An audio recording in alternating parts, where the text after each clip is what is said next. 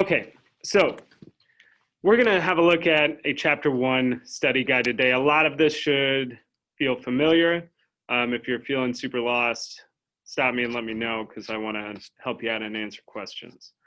But if we're on PowerSchool, there's a link in the middle that says chapter 1 study guide on Drive. And I had you open up question words notes. I had you look at a verb conjugation, Google Doc. This one is same concept. We're going to click on the study guide link and then fill it out ourselves. I'll try and go through this quick so we're not dying of boredom. But you need to make a copy, so go up to File. Yeah, everything's bad.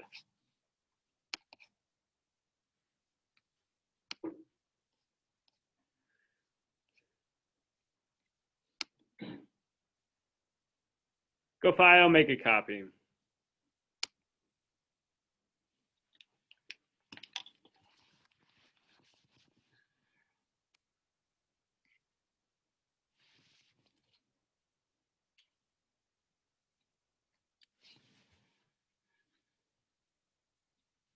And you guys handled it pretty well when I asked you to, well, you had your notes around, but I asked you to fill out a short conversation between two people. Let's see if we can fill in the blanks at the start of this to make a somewhat reasonable conversation happen between myself and Hans. So Hans is talking first, and Hans gonna say Guten something Herr Klog. What would be a reasonable thing to put in there? Guten Tag, Guten Morgen. If it were late, he could say Guten Abend. Yeah. He wouldn't say all three at once, but Guten Tag, Guten Morgen, Guten Abend. Do I have more than one way to say hello back to Hans? Yeah, I could say hello. I could say Guten Tag, Guten Morgen, Guten Abend. I could say Grüß dich, Hans.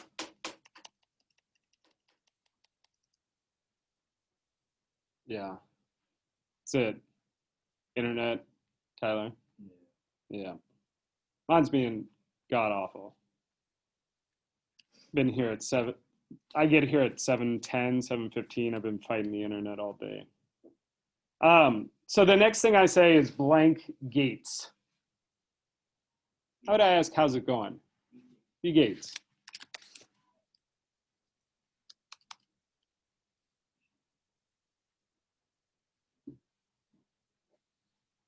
Hans says gut und Ihnen. What's he want to know if he's saying gut und Ihnen or gut und dir? Good. You? And you? How could I could say a variety of things. So, gut, schlecht, nicht gut, super, geil, super geil. We haven't learned what super geil means yet, have we? We will soon. Geil's what people basically my age and younger say for cool.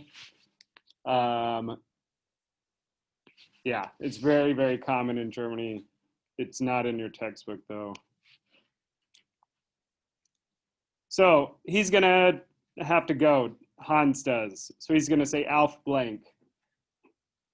Auf Wiedersehen.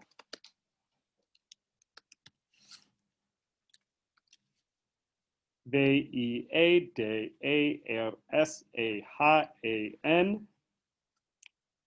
And I'm just gonna say tschüss. One S, two S's, both are right. Tschüss, Hans.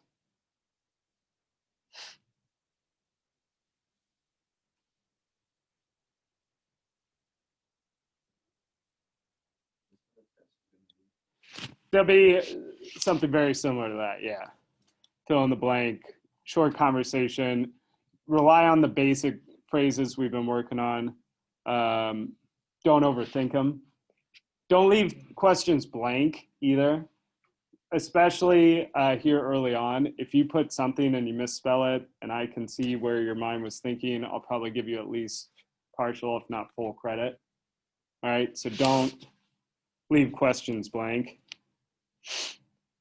So like next up, this might seem really hard looking at to translate, but if you take it one at a time, I think we can do it fine.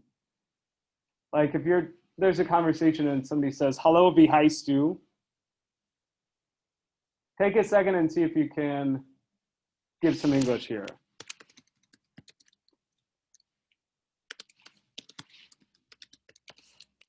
Hello, what's your name, right? The word wer is up in the front of the room. Wer, was, warum.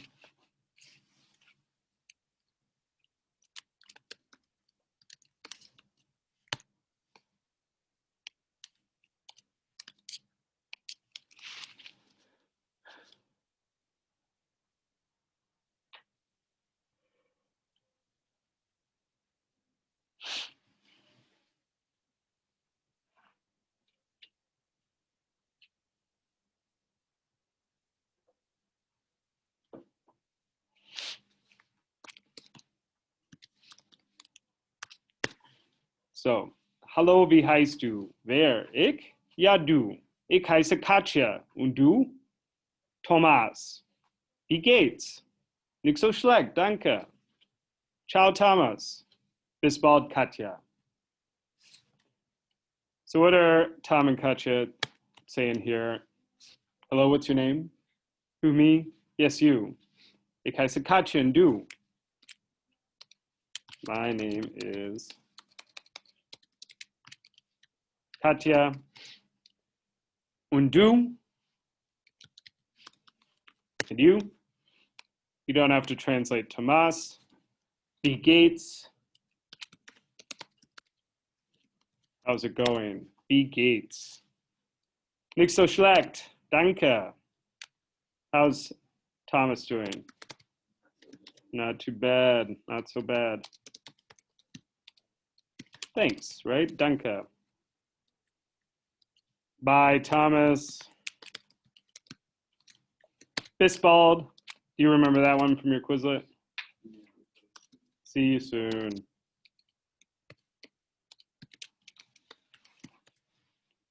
Okay. Again, I'm really focused on these basic back and forth. What's your name? How are you?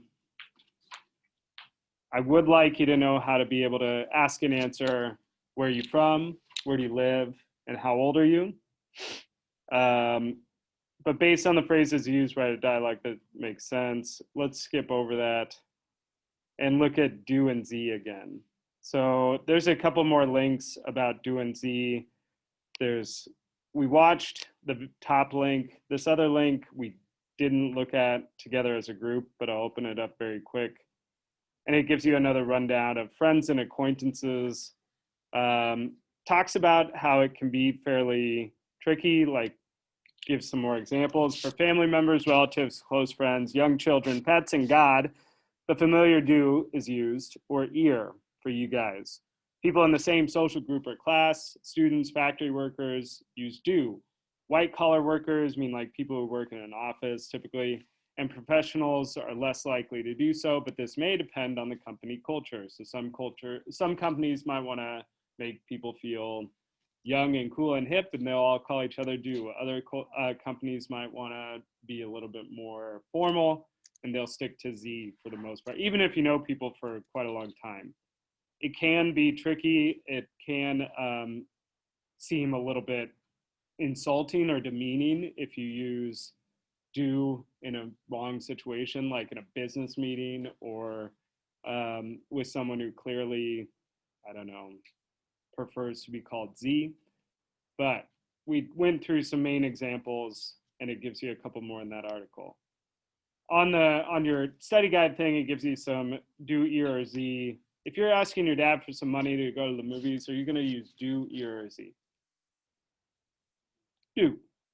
But you're asking a favor, right? You're not going to change to Z with your own family, even if you're doing something like trying to be really polite and say, Dad, can I please have some money? You're still going to use do. What if you ask two police officers for help? Z. You want to raise? Z. Unless your boss has specifically told you to call him or her do. If you're calling home, do. You ask a 35-year-old woman for directions, somebody my age, you're going to start with Z, unless they look super young. You ask a 6-year-old what her name is, do. You ask two friends at school if they want to play soccer. This one you'd use ear or do. Why ear? Ear is a way to talk to more than one person. That's it. All right.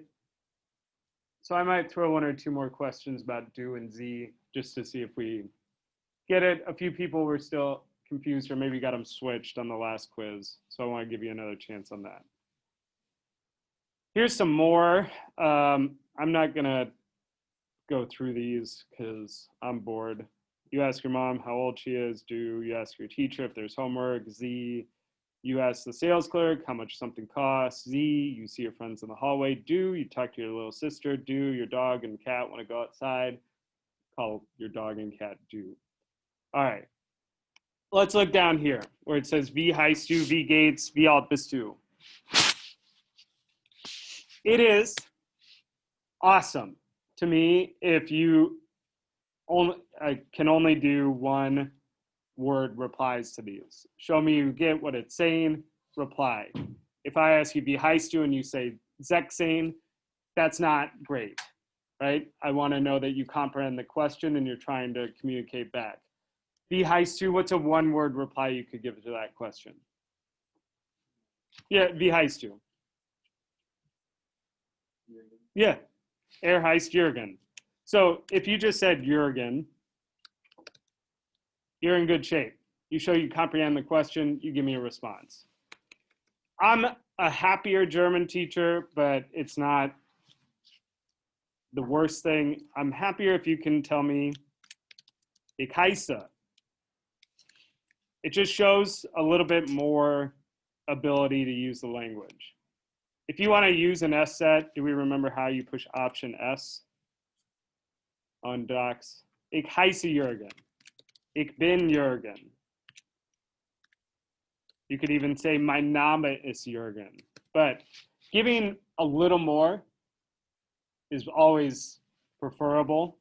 It's not wrong just to say Jürgen, but it's, in my perspective, better if you can say a phrase. So like, wie geht's? This one's tough because the phrase to say it back is a little tricky. Es geht mir. Es geht mir gut. Es geht mir schlecht. Es geht mir so. Say those first three words out loud with me. Es geht mir. Try it again. Es geht mir. Es geht mir. It means it goes for me. It's going for me. Why can't I just say ich bin? It doesn't sound right. And it's like when you're English teachers at some point and you said, I'm doing good. And they said, you mean you're doing well? Have you had that happen to you? Yeah, no. It's like that, but it sounds weirder in German to say ich bin gut. It's just not something that people say a lot. So even though literally I am good, we want to break that habit early on. The phrase is es geht mir gut. Last one, wie alt bist du? If you tell me Jürgen, I'm gonna assume you're not getting the question. But if you tell me 15, it shows me you understand the question. A better way to say it shows me you can do a little bit, tiny bit more. Ich bin 15. If you want to get really fancy, you can add years old. Ich bin 15 Jahre alt.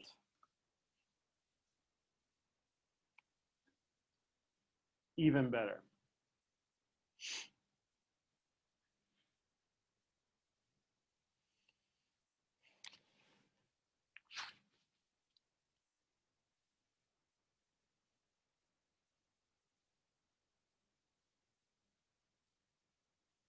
Your chapter 2 quiz will have a little bit more with conjugation on it, but we talked about this last week. Here it comes up again. The stem of the verb is part without N or EN. So like if we're talking about wohnen, to live, here's what would go on the end of the verb if we tried to use that. E, S, T, T, E, N, T, and E, N. This process of changing the verb is called conjugation. And I want to show you how it will look just in these 3 quick sentences. I live in Indianola. Where do you live? He lives in Des Moines. We change what happens to wohnen depending on who we're conjugating for. And in this case, it's either ich, du, or er. I, you, or he. In English, that would not make a big change. I live in Indianola. Where do you live? Live doesn't change. On the third one, he lives, we would add an S to make it more comprehensible. But what letter would I add if I'm saying I live in Indianola? Ich wohne. Yeah, it'd be an E. Ich wohne. Yeah, we're almost done. Thank you for your tolerance of this boring nonsense. How about du wohnst? ST.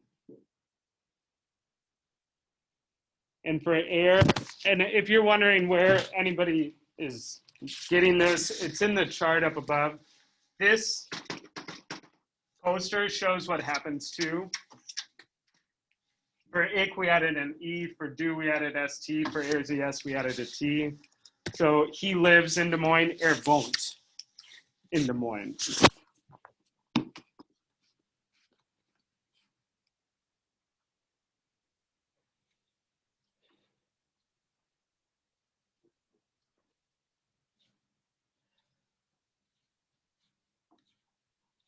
All right, then down here we've got a conjugation table for sein.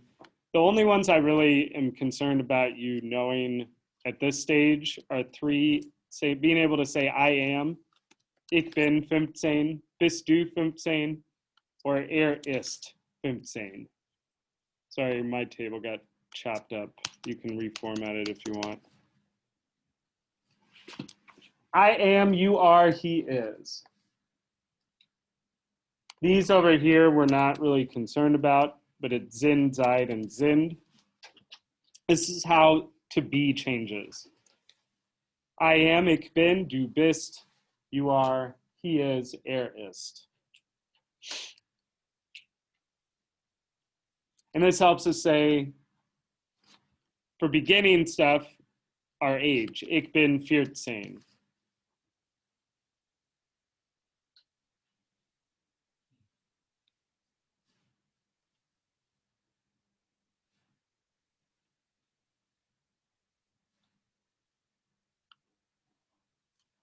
Some more blanks. Wie heißt ist mein Freund. Wo wohnen Sie? Du bist sehr nett. These are just some examples to get you thinking about conjugation. But conjugation we'll come back to. Here's this rhyme we saw. What I want to do now is some spelling. There's some spots for spelling right here. Let's try it out. So the big ones that level 1 students have trouble with are the vowels. A, E, A, and then V and W, V and V. I think we should listen to the alphabet together after a Grammarly ad. Instant corrections make your writing mistake-free, while keeping it short, sweet. Hear that, kids? By Grammarly.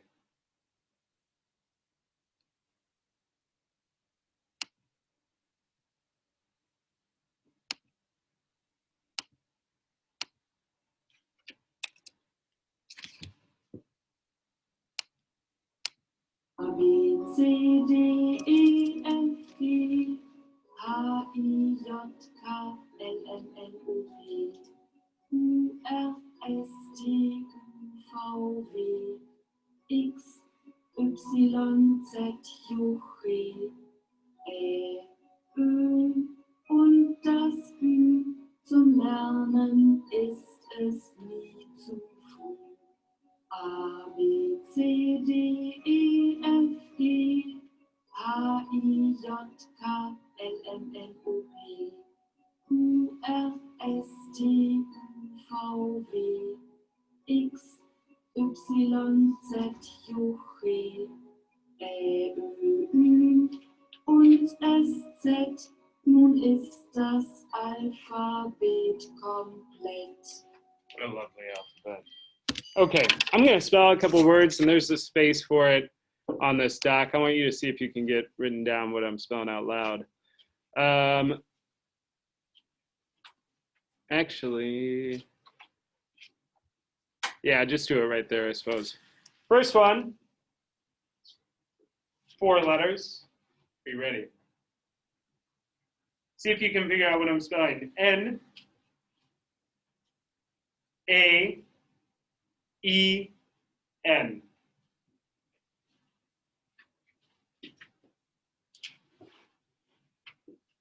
N, A, E, N.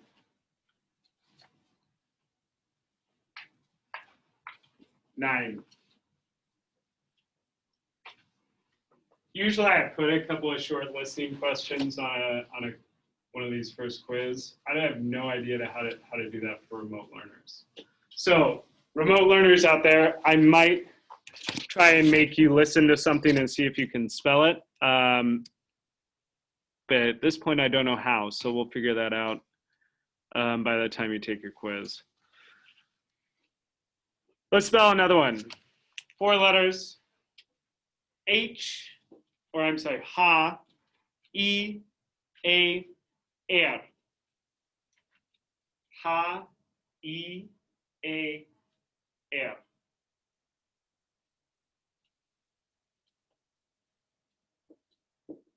Ha, E, A, R.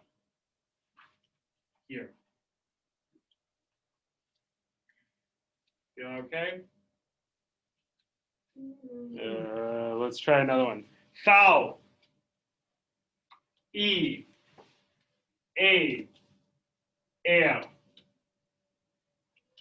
Foul.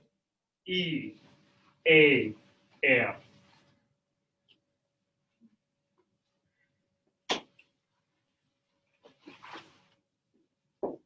Foul. E, A, R.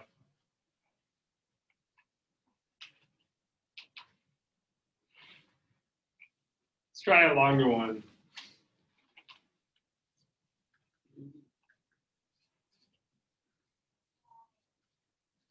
Ha, A, E, S, S,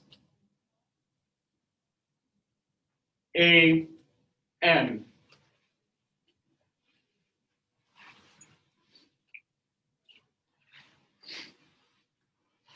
Ha, A, E, S, S, A, N.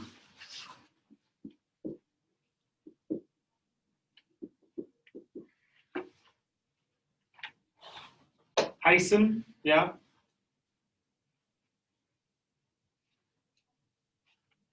Let's try 1, 2, 3, 4, 5, 6, 7, 8, 9. You might not have another space, but let's try a longer one.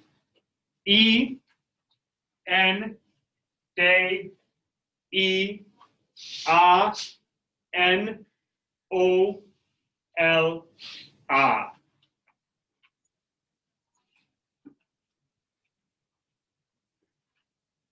E, N, D, E, A, N, O, L, A.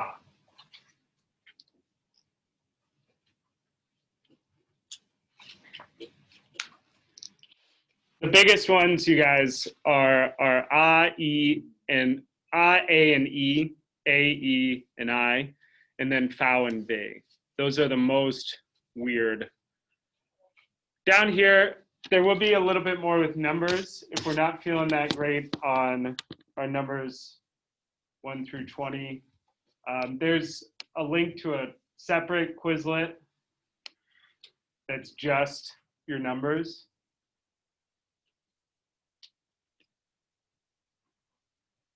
So you're welcome to open that as a browser tab and practice those. You can do the matching with those, the flashcards, the write, the spell, the learn, all that. We're not going to do it here now, but it's there for you. Down here is some space for some practice exercises. My battery's running out, so let's have you all shift to your online textbooks, and I want to walk you through just a couple of things. And remote learners, I'm going to sign off from here for now.